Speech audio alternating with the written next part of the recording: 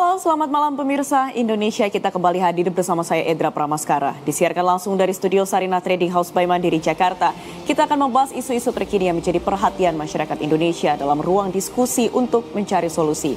Tema Indonesia kita pada malam hari ini ada dua pemirsa. Untuk tema pertama kita akan membahas terkait dengan sejarah baru pelantikan serentak kepala daerah. Dan untuk tema kedua kita juga akan membahas terkait dengan reshuffle atau perombakan perdana Kabinet Prabowo Gibran. Pemirsa, untuk pertama kalinya dalam sejarah, Indonesia menggelar pelantikan kepala daerah secara serentak.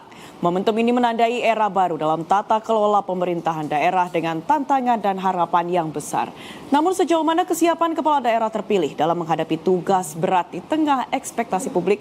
Untuk membahasnya saat ini telah hadir bersama dengan kami di studio Garuda TV, Sekjen Forum Indonesia untuk Transparansi Anggaran atau Fitra, Misbah Hasan. Selamat malam Pak Misbah. Selamat malam Mbak Edra. Kira-kira dalam 100 hari ke depan di masa kerja kepala daerah, apa yang kemudian Anda lihat setelah dilakukan pelantikan ini secara serentak begitu ya? Pertama kali Indonesia melakukan itu melalui kepemimpinan Presiden Prabowo Subianto. Diharapkan bagaimana kemudian dampak dan juga implementasinya dalam 3 bulan masa awal kerja? Ya, yang pertama saya mengucapkan selamat dulu ya kepada seluruh kepala daerah terpilih ya.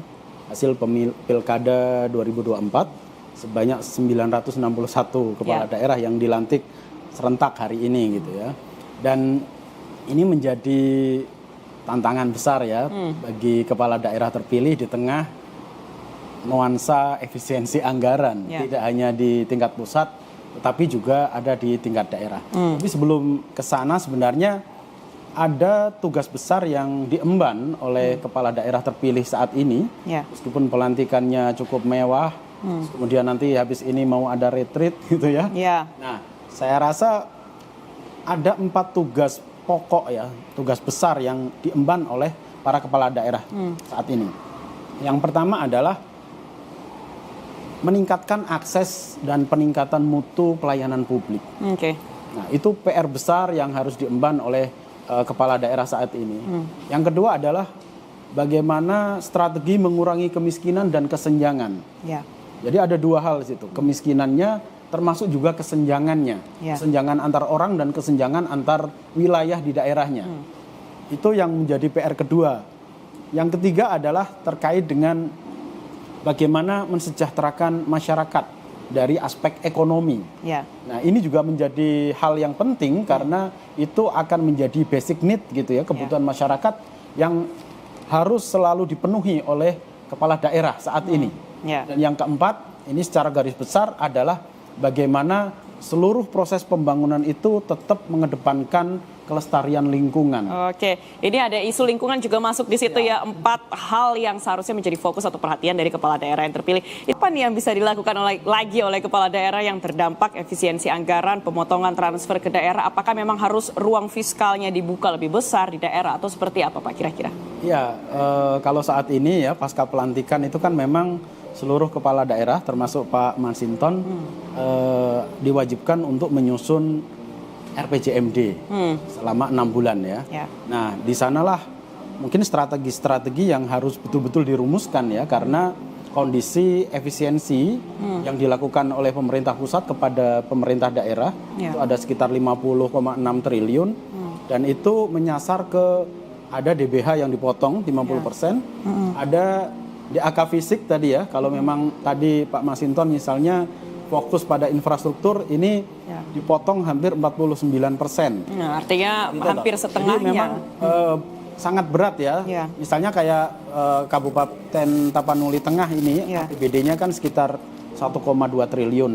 Jadi itu pasti sangat berat ya untuk mendorong pelayanan publik tadi yang sebagaimana disampaikan oleh Pak Masinton.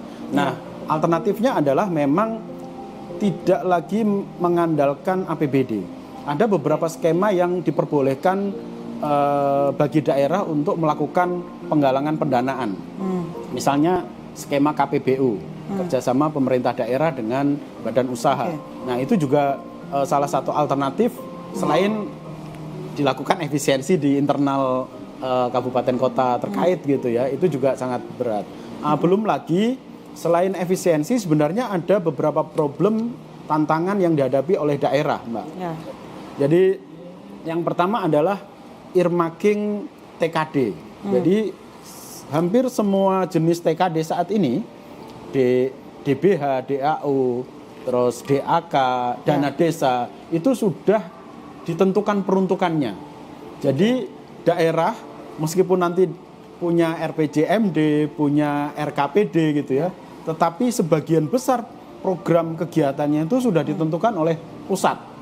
Jadi memang ruang fiskal yang dipunyai oleh daerah, apalagi tingkat kabupaten kota ini betul-betul sangat sempit. Ya, ini ada beberapa daerah mungkin juga ya yang mengalami defisit anggaran begitu. Betul. Nah, bagaimana kemudian ketika terdampak oleh efisiensi anggaran, apa yang kemudian bisa dilakukan? Ya, yang pertama terkait dengan penanganan defisit itu adalah mencari alternatif pendapatan daerah asli daerah yang sah gitu ya. Jadi PAD, terutama kayak daerahnya Pak Masinton misalnya, itu kan terkenal dengan wisatanya misalnya. Nah, itu memang yang harus dimaksimalkan ya, bagaimana mengelola pariwisata di daerah itu agar menambah PAD. Terus yang kedua adalah melakukan efisiensi belanja tadi. Jadi belanja-belanja yang tergolong administratif, tergolong seremonial itu betul-betul memang harus dipangkas.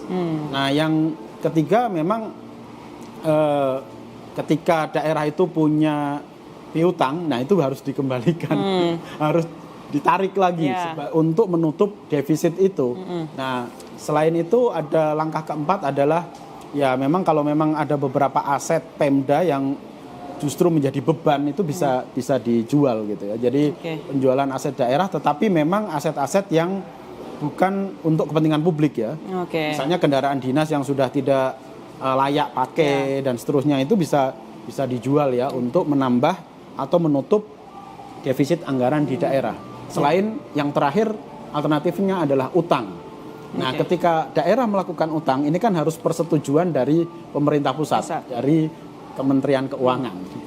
Oke, ini tapi yang penting segala upaya yang dilakukan, kebijakan yang dihasilkan tidak mengorbankan kepentingan publik. Begitu ya, Pak. Ini besok para kepala daerah akan melakukan retret seperti yang sudah dilakukan terhadap menteri dalam Kabinet Merah Putih Prabowo Subianto. Ini sepertinya sudah menjadi gaya begitu dan akan dilakukan selama seminggu ke depan.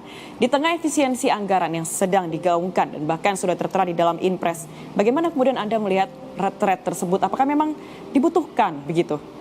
Ya, sebenarnya kalau dari aspek efisiensi anggaran ini jelas bertentangan ya justru dengan instruksi Presiden nomor 1 tahun 2025 gitu ya. Tetapi karena ini besok sudah dijalankan, ini menurut saya ini harus dimaksimalkan oleh kepala daerah. Jadi saya rasa kalau melihat materi-materi yang akan disampaikan di retret ini itu cenderungnya top down. Nah, inilah yang menurut saya oleh Bapak-bapak kepala daerah tadi bagaimana itu agar proses-proses bottom up itu juga dilakukan selama retret itu.